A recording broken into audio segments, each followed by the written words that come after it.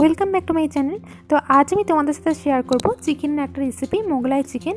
এটা একটু রিচ টাইপের হয় কিন্তু খেতে দারুণ হয়, তোমরা বাড়িতে ট্রাই করে দেখতে পারো। তো তার জন্য আমাদের কী কী উপকরণ লাগছে চলো সেগুলো দেখে নিই।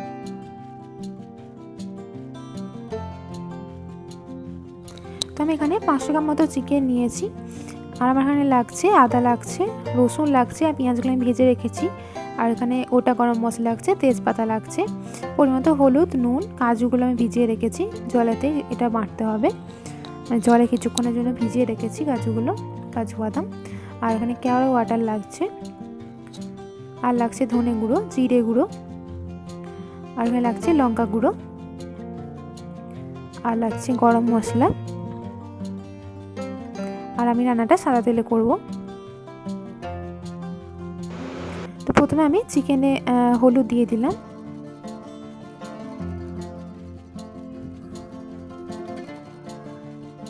পরিমাণ মতো অল্প নুন দিয়ে দিচ্ছি, এখন অল্প নুন দিচ্ছি, বেশি দেবো না, রান্নার সময় দেবো বাকিটা। লঙ্কা গুঁড়ো অল্প পরিমাণ দিচ্ছি। এগুলো আমি সবগুলো খুব হালকাভাবে মাখিয়ে নেবো, কিন্তু বেশি ম্যারিনেট করতে হয় না, হালকা মাখিয়ে রাখছি। অল্প আমি একটু তেল দিয়ে দিলাম উপর থেকে, হালকা একটু মাখিয়ে রেখে দেবো কিছুক্ষণের জন্য। তো এদিকে আমি একটা পেস্ট তৈরি করব। আমি যে পেঁয়াজগুলো ভেজে রেখেছিলাম, পেঁয়াজ বেরেস্তা করে রেখেছিলাম, সেটা আমি দিয়ে দিলাম, রসুনটা দিয়ে দিলাম, একটা লঙ্কাও দিয়ে দিলাম, আদা কুচিগুলোও দিয়ে দিলাম, এখানে আমি কাজু বাদামগুলোও দিয়ে দেবো। এগুলো আমি জলে ভিজিয়ে রেখেছি অনেকক্ষণের জন্য। তো সবগুলো দিয়ে আমি একটা পেস্ট করে নেব। তো আমি এটা একবার ঘুরলাম, আমি এখন জল দিইনি, দেখো অনেকটাই হয়েছে। এবার আমি একটু জল দিয়ে ভালো করে পেস্ট করে নেব। রান্নাটা এমনি তাড়াতাড়ি হয়ে যায়, বেশি টাইম লাগে না, তাড়াতাড়ি হয়ে যায় রান্নাটা। আমি জল দিয়ে একটা স্মুথ পেস্ট করে নেব খুব ভালোভাবে।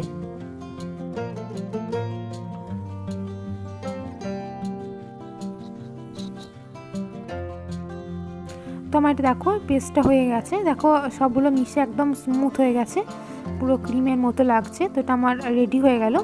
তো আমি কড়াইয়ে তেল দিয়ে দেবো। এবার কড়াইটা গরম হয়ে গেছে, তেল দিয়ে দিলাম পরিমাণ মতো। তো এতে আমি এখন গরম মশলাগুলো দিয়ে দেবো, গোটা গরম মশলা দিয়ে দিলাম,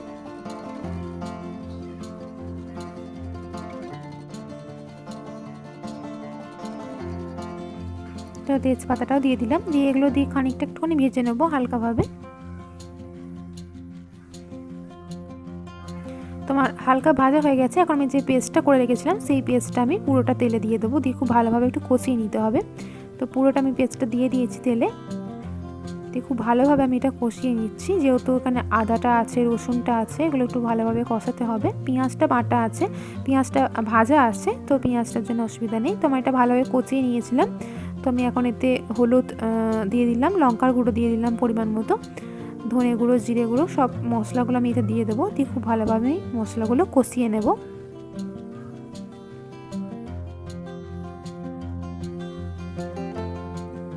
মশলাটা আমার খুব ভালোভাবে কষানো হয়ে গেছে, তো আমি মাংসটা দিয়ে দিলাম। মাংসটা দিয়ে কিছুক্ষণের জন্য ভালোভাবে একটু কষাবো, মাংসটার সাথে মশলাগুলো যাতে খুব ভালোভাবে মিশে যায়।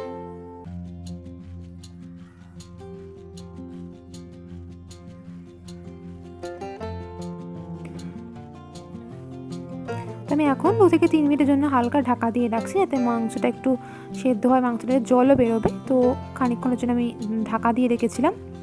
দেখো মশলাটা খুব ভালোভাবে মিশে গেছে মাংসের সাথে। রান্না যত ভালোভাবে কষানো যাবে, রান্নার তত টেস্টটাও বাড়ে।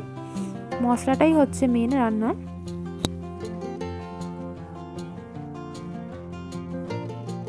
খুব ভালোভাবে আমি অনেকক্ষণ ধরে, মোটামুটি 10-15 মিনিট ধরে আমি মাংসটা মশলার সাথে পুরো কষিয়ে নিয়েছি। দেখো পুরোটা পুরো কষে গেছে, পুরো তেলও আলাদা হয়ে গেছে। তো এতে আমি পরিমাণ মতো জল দিয়ে দিলাম, তোমরা তোমাদের পরিমাণ মতো জলটা অ্যাড করবে। তো আমি এখানে হালকা একটু গ্রেভি রাখবো, তো জলটা আমি সেই রকম পরিমাণ মতোই দিচ্ছি, বেশি জল দেবো না, আমি পরিমাণ মতো জলটা দিচ্ছি। মাংসটা অল্প সেদ্ধ হয়ে গেছে, আর কিছুটা সেদ্ধ হবে, বাকিটা সেদ্ধ হবে।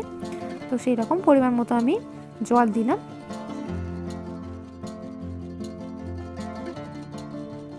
তো আমি নুন ফার্স্টে দিয়েছিলাম কিছুটা, তো আবার আরেকটু নুন দিয়ে দিলাম, আর লাস্টে আমি গরম মশলাটা দিয়ে দিলাম।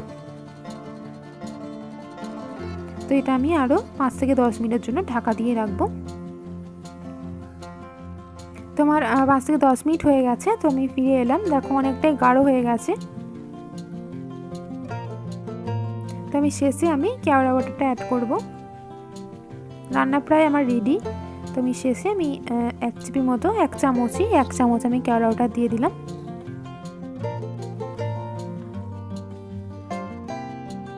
আমি খুব ভালোভাবে মিশিয়ে দিচ্ছি।